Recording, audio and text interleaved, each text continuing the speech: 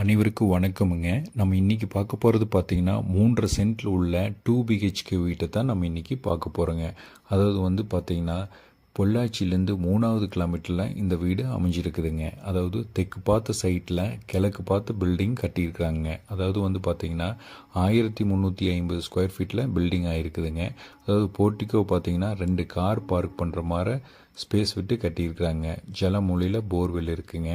Outer toilet ஃபெசிலிட்டிஸும் இருக்குங்க. பக்கத்தாலேயே பார்த்திங்கன்னா park site தானுங்க.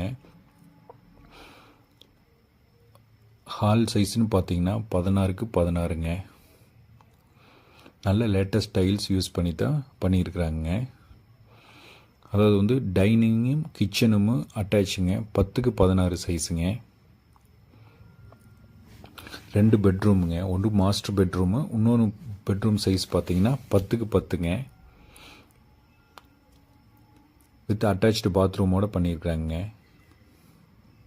பாருங்கள்.